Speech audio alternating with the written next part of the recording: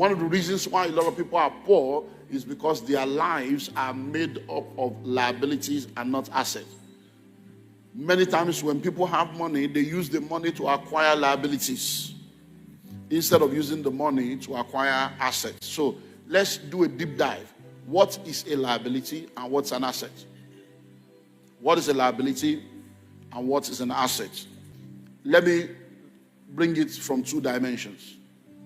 Number one, an asset is anything that appreciates in value. Number two, an asset is anything that produces cash flow or produces income. So how do you know if something is an asset? If I buy this thing now, will it increase in value? Then it's an asset. If I buy this thing now, will it bring more money to me or take money from me? So once you go to that store and you buy that shoe, you buy that bag, you buy that wristwatch, the very minute you buy it, will it continue to increase in value or will it reduce in value? When you buy that car and you drive the car out of the car lot, can you go back there tomorrow and sell it to them for a higher price? So every time you begin to understand this, you realize that every time you are releasing money, are you releasing it for asset or for liability? What's a liability? A liability is anything that depreciates in value. So most of what people have is either a liability or a necessary liability. That's why they call it necessity. It's a liability, but it's a necessary liability. So they call it necessity. Hello? So once you release money and what you are using the money to get will not increase in value or bring money to you, that's a liability.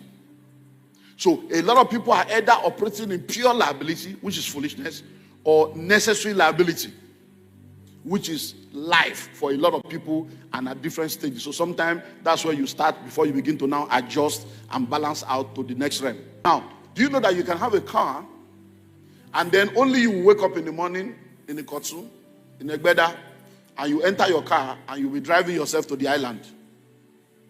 And there are 3 empty seats behind you and 1 empty seat by your side. Some of you, there are even 7 empty seats behind you and 1 by your side. But only you will just be in the car driving.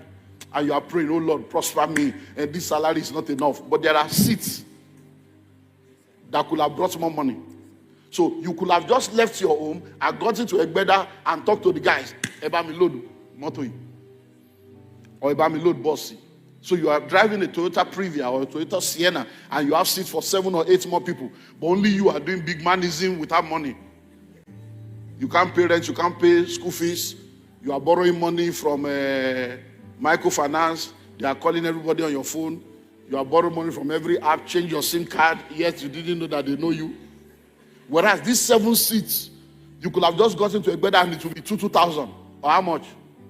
3,500. I share it. So from Egbeda 3,500 straight. So 3,500 times 7, how much? Mathematician. Where are my maths people now? 3,005 times 7. 24. Okay, let's just say 20,000. Now, if it's a car, that's 4 people. 3,500 times 4. 14,000. Now think of it all. So you are going to work in the morning, 14K. When you are coming back, you stop at Obalende, they load for you again, 14K. So every day you are doing 28. Then the 8 you give it to boys. So at least you are doing 20 with your car. So every day you are doing 20. Every month you are doing 400. And your salary is 130. And you bought the car with company loan that they are removing 40,000 from your salary. So every month you collect 80. Are you seeing the practicality of it? So every day you are doing big man. You are not a big man. You are a fake man.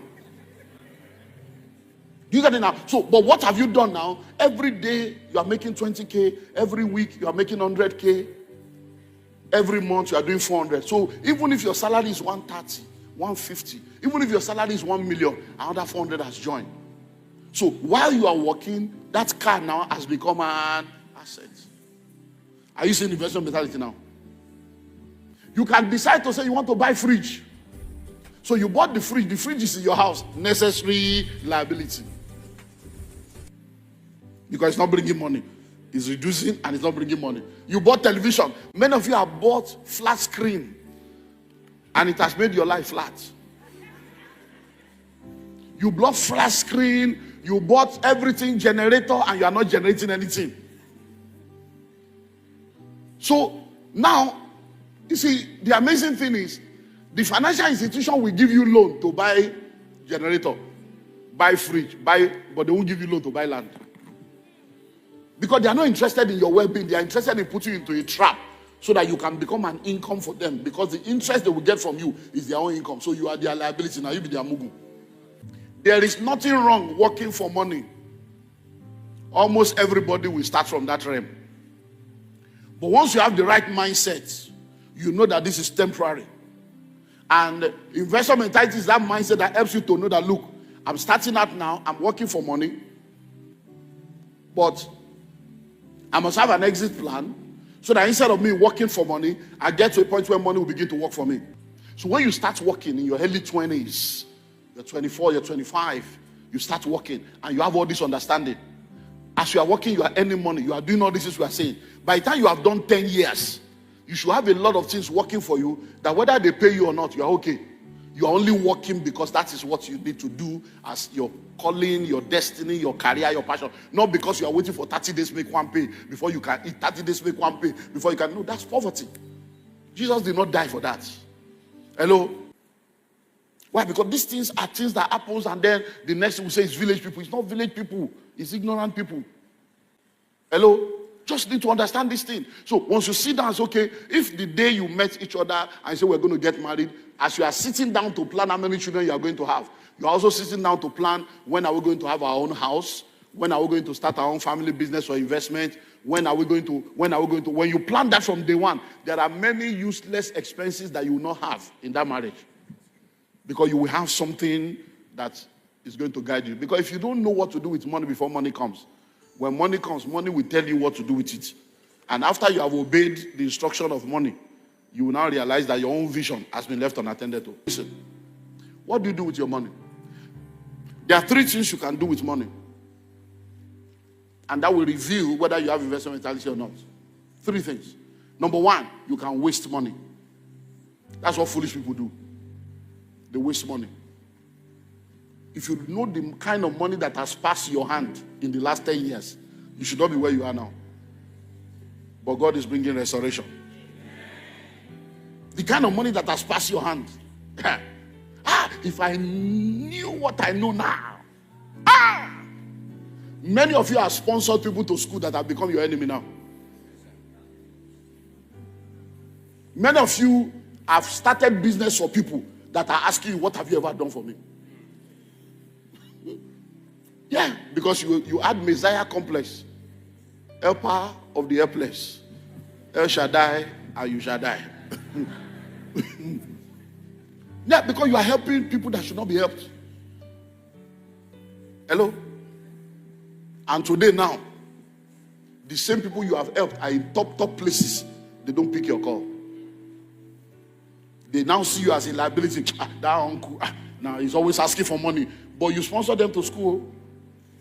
You paid everything. Now they graduated, you are too local. Hello? Wisdom for Singles, MITV ground. 8,600 people in attendance. An evangelist came to the pulpit and started crying. I don't know what to do. Before 8,000 plus people. Why? He sent a girl to school. Young girl, took her around 15, 16, went to the family, I love your daughter, but she's young and okay, she has to go to school. You know, these Eastern people, we take the girl from 15, 16, pay school fees. The girl, they go school, no go school. Then they do evangelism and mission. Then the girl graduates and says, I don't love you. And they call the family meeting, and the family say, did we force you to pay our school fees? It's you that say you wanted to pay because you like, and the girl say, no, they do. We not go feel forced her to marry you now. And then it came to a point, how much did you even spend? Calculate everything, and when she starts work, she will start paying you. No, you see. So some of the things you are calling goodness, you are a waster. You are wasting time, wasting energy, wasting emotion, wasting resources. Dynamite Forum, Calvary Bible Church headquarters in Dimo. A young boy stood up frustrated in this church. The fiancé, she is the woman that is her fiancé, he has sent the girl abroad 4 times. Go to Italy, go buy load. Go to Turkey, go buy load. He has never left Nigeria. But he's sponsoring the girl. So the girl has been exposed and met correct people. Inside this church, not another church, inside that material. Hello? And the guy is here provoking. Hey, pastor, or this sister. So I say, hey, bro, who sent you a message? So many of the things you are doing, you are just a waster. Some of you have approval addiction. You are addicted to people liking you. You are addicted to people approving of your personality. So some of the things you do, even what you don't have, you give to people to make them believe you are a good person. But you are a foolish person.